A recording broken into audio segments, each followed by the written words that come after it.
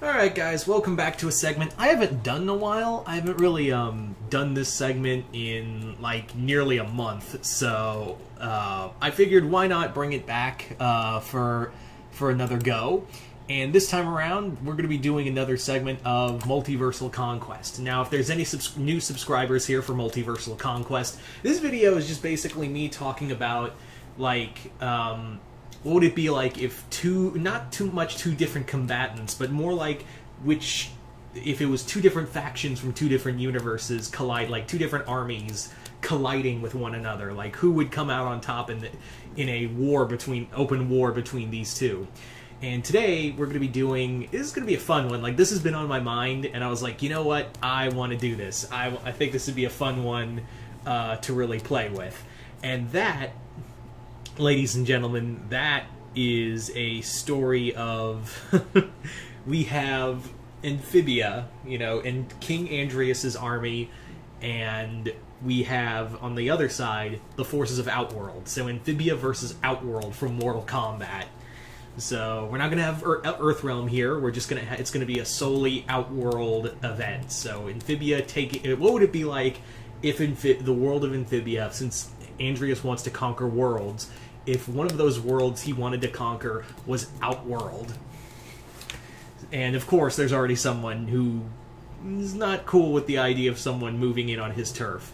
So let's talk a bit about Andrias's army. So with his the new army that we have now, we don't know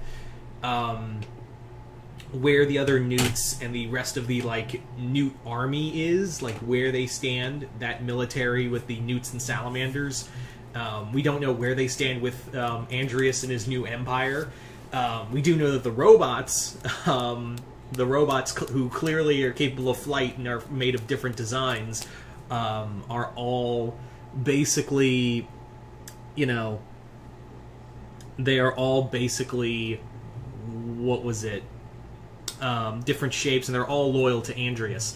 Now, we don't know the full extent of that military, of his actual living, breathing military, like the organic ones. We don't know where the loyalty is, so I can't really say.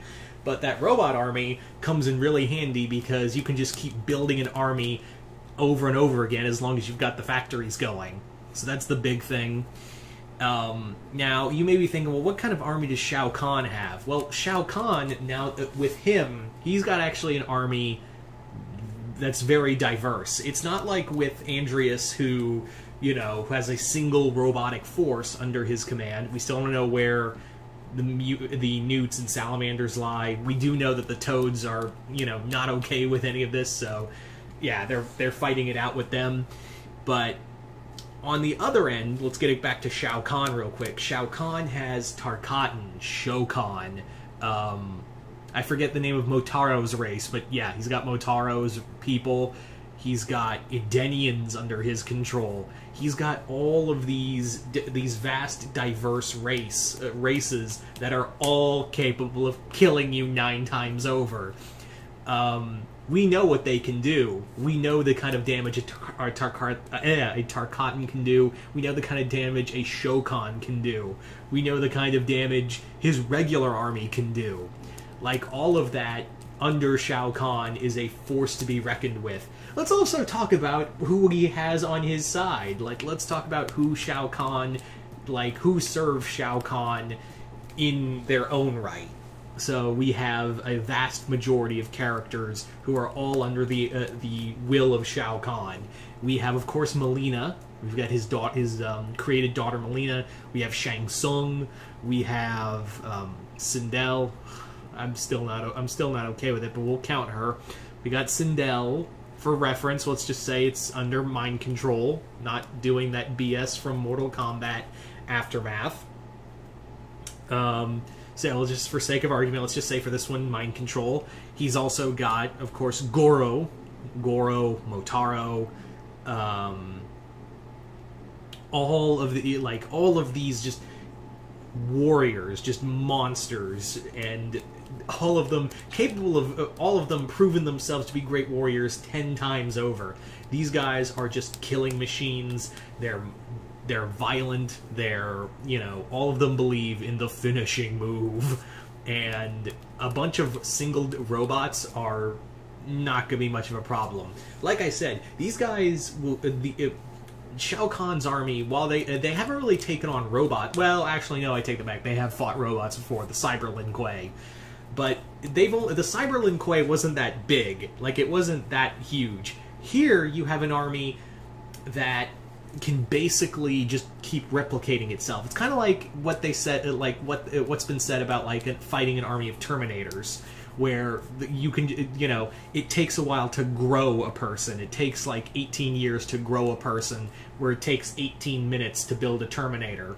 That's kind of what we're looking at here in this situation, where Andreas's army is capable of building fast. Like, as long as you've still got the power to your factory, you're good. Not to mention, I guarantee you, the moment someone tries to walk into Shao Kahn's backyard, he's not going to have it and send forces over to his end.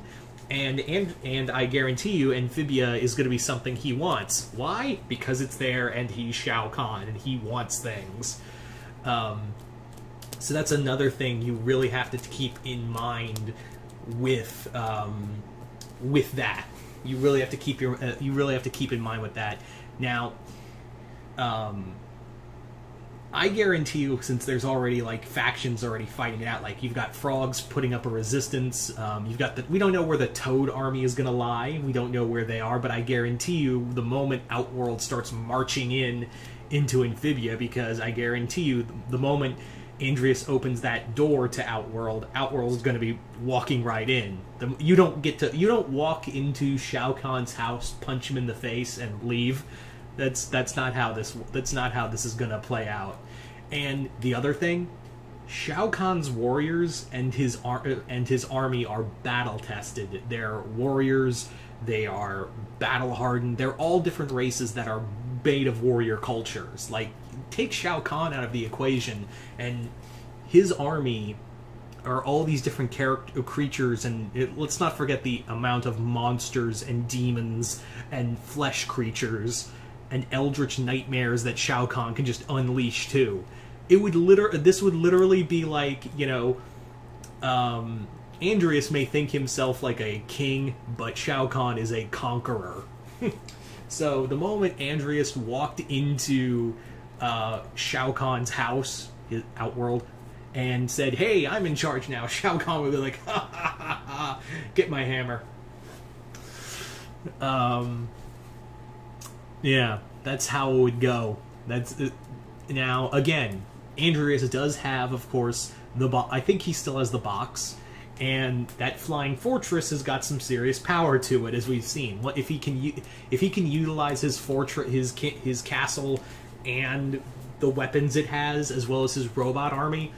There's a problem for Shao Kahn, because yeah, they're still pretty primitive. Like, they're all savage warriors, but they're all very primitive. They're all battle tested. There is kind of like an equal footing outside of the robots. There is an equal footing here, because both come from like non-technologically advanced, very technologically advanced worlds. So when Shao Kahn comes in and the Toads get involved, they wouldn't be fighting for Shao Kahn, they'd be fighting for themselves.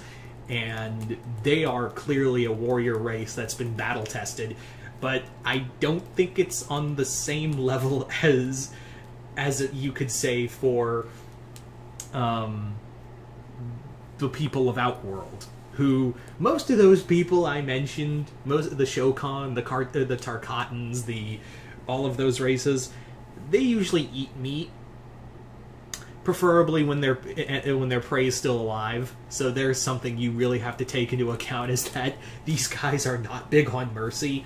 And even though like it's very clear that the Toads and Andreas himself have killed, well, yeah, it's very clear Andreas has killed people. RC. They are not on the same level. They are not. They would probably see like like Baraka just decapitate someone, grab the head, and just start eating it off the arm blade, and be like, "Oh, we were not prepared for that." So, and like again, the other thing, Andreas has technology, But what does Shao Kahn have? Sorcery. He's got, like I said, Shang Tsung on his side. Quan Chi, maybe. And all the monsters they could summon and, you know, empower on their side. So, yeah, if it has been obvious, this would be a cool fight, but in the end, I think this is not even a contest. It's basically like the new kid, Andreas would think, oh, I'm this big invincible conqueror, and then Shao Kahn would promptly kick him in the 10-foot balls. And be like, like, he just sling the hammer over his head and be like, it's my house now. Boom! Anyway, so you guys tell me in the comments below, what do you guys think? Who do you think would come out on top in this matchup? Just comment below, let me know, and once again, I'm Mr. Multiverse. I'll see you next time in the Multiverse.